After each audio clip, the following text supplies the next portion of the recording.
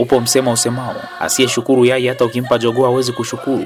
Katika kudhihirisha kwa vitendo msemo huu, uongozi wa chuo cha Peti kilichoko katika kitongoji cha Rukajange kata ya Bugene wilayani Karagwe, kwa kujumuisha baadhi ya wanachuo, unaamua kufunga safari ya kwenda kwenye kampuni ya Kama Fresh inayomiliki kiwanda cha kusindika maziwa na shamba la mifugo katika kata ya Kihanga wilayani Karagwe, lengo likiwa ni kuonana na uongozi wa kampuni hiyo ili kutoa shukrani zao kwa jinsi ambavyo mkurugenzi wa kampuni hiyo Josa Mtangeki anavyojitoa kutatua changamoto za miundombinu zinazokabili chuo hicho. Na hapa mkurugenzi wa chuo hicho Mwalimu Mbeki anawasilisha risala inayobainisha mafanikio na baadhi ya changamoto zinazokabili chuo. Mheshimiwa Mkurugenzi wa Kama Fresh, Peti inaendeshwa kwa nguvu za karo na wazazi ambazo hazijitoshelezi kuweka vizuri miundombinu ya chuo. Chuo chetu kina wanachuo 20 wanaosoma bila kulipa gharama yoyote, kwani baadhi yao ni yatima na wengine wanatoka katika familia duni, maana sijiwezi. Hata mimi wanawafadhili bure.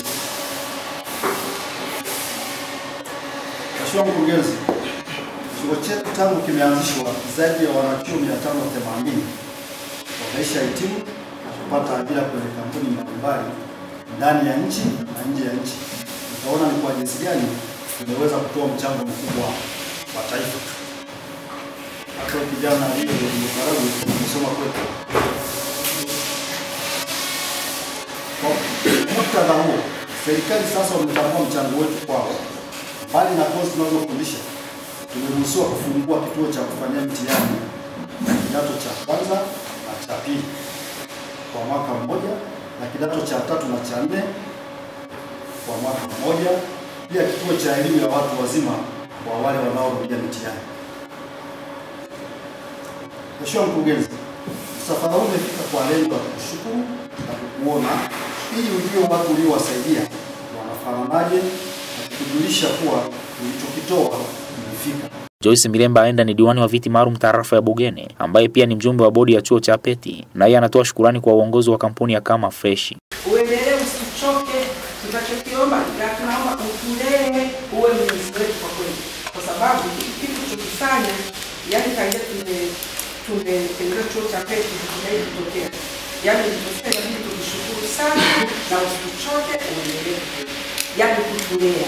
Hakika penyenia pana njia. Mkurugenzi wa kampuni ya Kama Fresh Josa Mtangeki ameeleza kufurahishwa na hatua ya uongozi wa chuo cha Peti kufika katika kampuni hiyo na kutoa shukrani zao, huku akiahidi kuendeleza ushirikiano nao. Tunashughulika na mambo ya uzalishaji wa mbegu bora na ng'ombe, hasa ng'ombe, maziwa na nyama, na vile vile tuna process products za maziwa, ambapo hapa kiwandani tuna process pasteurized milk, maziwa UHT, maziwa muda mrefu, mtindi, yogurt, samli.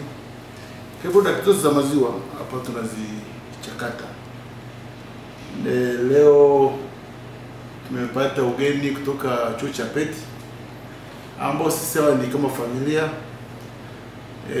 Hasa jambo lao kubwa, walikuja kutoa shukrani, maana kwenye mahafali iliyopita tarehe 17 nilialikwa kama mgeni rasmi pale, na kuna vitu ambavyo tunaweza kusaidia kama jamii, kwa sababu hasa kwenye